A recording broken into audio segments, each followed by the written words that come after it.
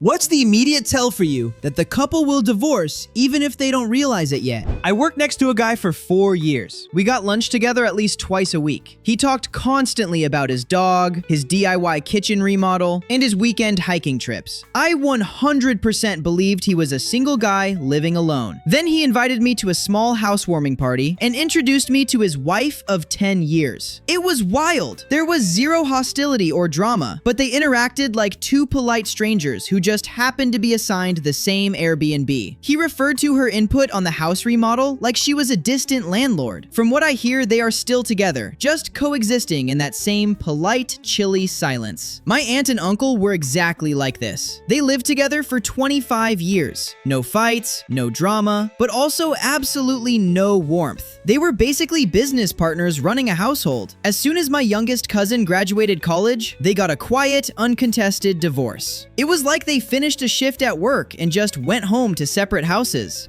My ex and I had been in a toxic state for over a year when he came home from a bar one night and told me that a friend of his had kissed him. He clearly was nervous that I would be really upset. He kept clarifying that he was surprised by it, and once he realized what was happening, he pushed her away. He asked me what he could do to help me forgive the transgression. I told him not to sweat it. He looked really surprised, and I added, I guess she's no longer on the guest list for dinner parties.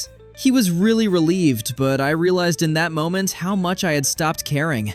I'm not a particularly jealous person, but I'm not super chill about this sort of thing either. I just really didn't care at all anymore. The few backwater village duck shit Indian weddings I've been to, where two photographs got married by both sets of parents, have all either ended in divorce or honor killing. At the time, the couples were not aware they would divorce, although they were also unaware they were getting married. Back in the 80s, my United Kingdom-born cousin was traveling to India for the first time, between finishing school and starting university, thinking it was a 2-week summer holiday where he would finally meet some family face-to-face. Her dad told him on the flight that as soon as they landed, they were going straight to the temple where he was getting married. The girl had already been chosen, and the girl's family had sorted most things out. It was either that or get thrown out of the plane. Air India flight attendants didn't understand why he had an issue with that. Divorced after 15 years, 3 kids, and the death of his father. 40 plus years later, they are still fighting every day about something. Never seen them happy together. When they become spiteful, resentful, don't communicate well, and criticize each other publicly. A friend of mine's young daughter had a birthday party. My daughter of a similar age was invited, as well as our other mutual friends and their daughter. My husband and I both went to the party and had a fine time. Mutual friend showed up with her daughter and baby son, but no husband. I asked her where he was, and she said, all pissed off, he chose not to come. I asked her if she told him that she was upset he didn't come too, and she said no. I suggested communicating that it was important to her that he go next time, and her response was, it's fine, I'm gonna leave both kids with him for the rest of the day since he didn't choose to come to this. He'll know I'm pissed he made me go alone. She was so full of resentment and spite, and it was feelings I hadn't experienced in my own marriage, especially because those feelings could have easily been avoided with better communication. Her, will you come to this birthday party with me? Both kids will be a lot on my own, so I want you there too. Him, I really don't want to go. I'd really like to stay home and have some quiet time. But when you get back, I'll take the kids all afternoon so you can get some quiet time to yourself too. I know you'll be tired after dealing with both kids for the morning. The outcome would have been exactly the same. She went to the party alone with both kids and then he had the kids after. But it could have been done without the resentment if they had just communicated better. There is nothing wrong with having one parent take the kids while the other parent gets some alone time. But it should have been done as an agreement, not out of spite. They're still married, but it doesn't seem that happy, and I predict it won't last very long. As someone who has officiated weddings, yes. Weddings are really good indicators how a couple will handle a stressful situation where they need to rely on one another or organize a project as a team. I also once sold furniture and dealt with a lot of couples picking stuff for a living room set, for example. The one that sticks in my head the most was a couple where the woman was practically begging her husband for input, and he was eye-rolling and making comments about chair fabric. I don't fucking care. My ass don't got eyes. And after half an hour of waffling, she went with the stripes. The stripes, honey? Really? Ugh. No wonder that woman tried so hard. He waited until she made a decision and then sabotaged her. I saw shit like that a lot, where I knew the couple was toxic.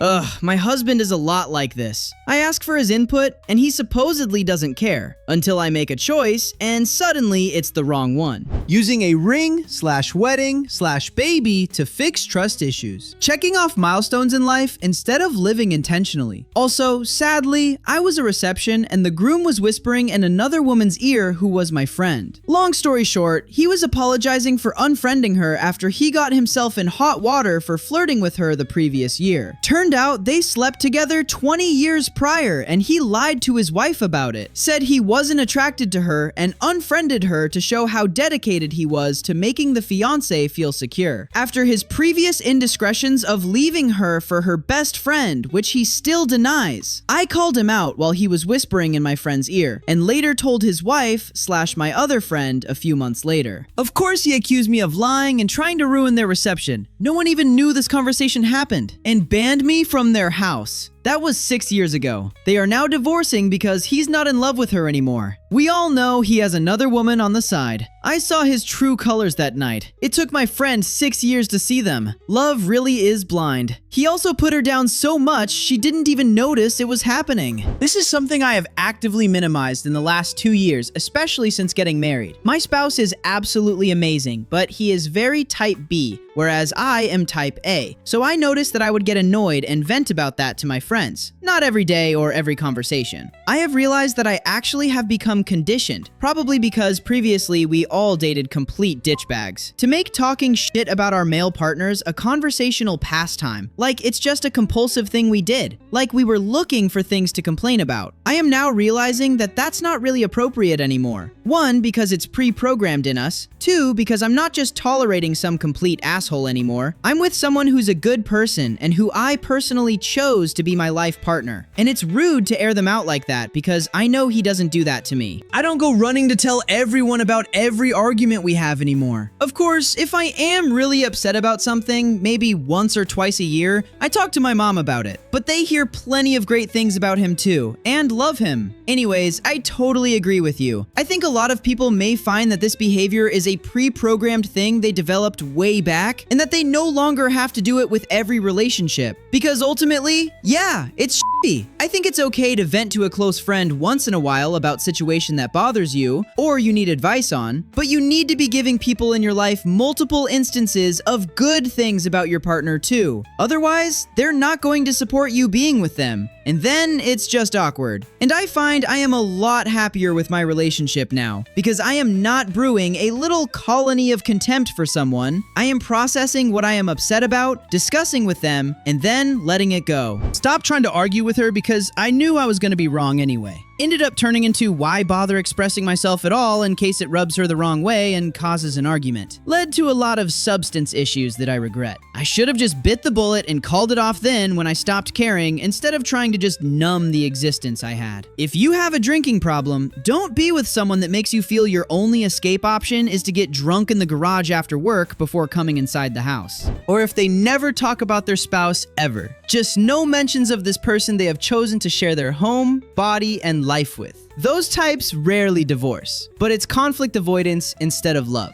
Yeah, I had a friend like that. She never ever mentioned her husband. It was really weird because he had been really good friends with my husband, but after they had a kid, it was like he disappeared.